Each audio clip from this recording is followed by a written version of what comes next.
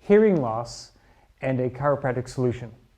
Patient of mine, 59-year-old male, comes in to see me. 6 weeks prior, he's in bed, senses a mosquito near his ear. You probably have had this before. So now he's half drowsy. He slaps the side of his ear like this hard, probably harder than he needed to because, again, he was half drowsy. And ever since then, he had ringing in his ear with hearing loss. The ringing settled down after a few days, but the hearing volume was down in his left ear. Light fingertip pressure on his ear would cause a thumping noise inside his ear, and this kept on going. He went to his primary care physician, who suggested Afrin to dry up sinuses and the ear, but he didn't get any result. He went to his ENT doctor, ear, nose, and throat doctor, had an exam and a hearing test, which showed that his hearing in his left ear was definitely diminished. He was given steroids for 6 days to see if there was some sort of an inflammation going on without a change. So he has been a patient of mine for 26 years. Being a patient of mine that long, I get a chance to tell people stories and give them information about anatomy and physiology and also history. And I would tell him the story, he and his family and kids, on the start of chiropractic, the birth of chiropractic, September 18th of 1895, 125 years ago. I said the first chiropractic patient was deaf in one ear. D.D. Palmer turned the first chiropractor, hence Palmer College of Chiropractic in Davenport, Iowa. Dr. Palmer worked on this person in the upper back that had hearing loss on one side, made some adjustments here, and the hearing improved on that side. Voila, the start of chiropractic. Now, is there an ear nerve down here? Nope. Could we explain how that worked? Adjustments here, improving hearing here?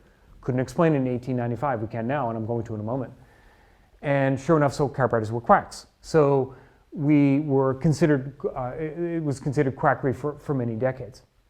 Until neurology caught up in the study of science and so forth, thalamic integration and so forth. It caught up, and now we can explain what happened. So the thalamus is deep inside the center of the brain. Thalamic integration is what it is, and inside the center of the brain is the thalamus. The thalamus is like the switchboard, so all incoming information from the body goes to the switchboard, and then it's distributed to different areas of the brain. If the thalamus is not at full power, some information can't get through, even though the information coming in is not faulty, but the switchboard is faulty. Thalamic integration.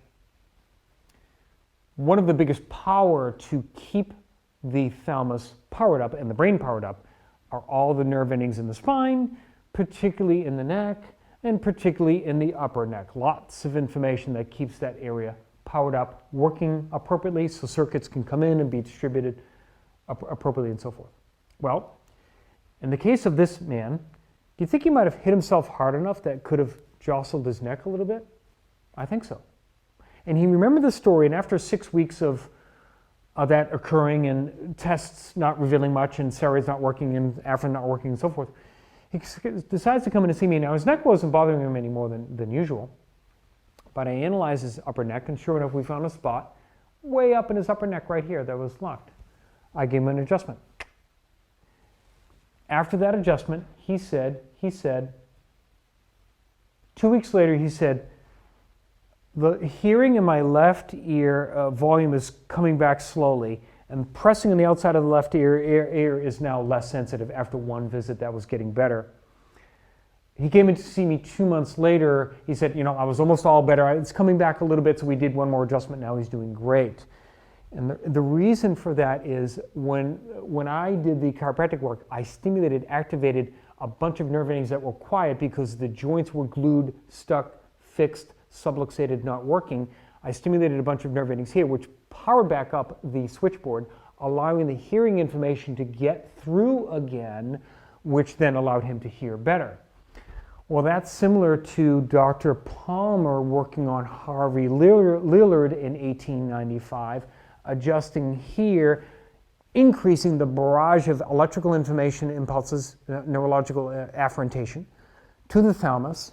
The switchboard worked better. The hearing information that was coming in already fine, because there was no pathology in the ear, that hearing information could now get through the switchboard and be represented into the brain, and then the hearing was restored. That's what I did for this man. Great story. Does this work for everybody with hearing trouble? Of course not. I've had people that have literally damaged their ears from loud noises, music, working under heavy machinery.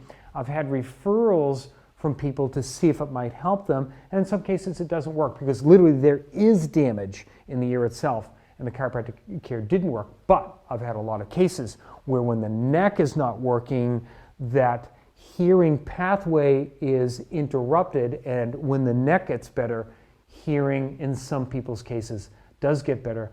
Great case, awesome outcome. I'm Dr. Scott Fuller.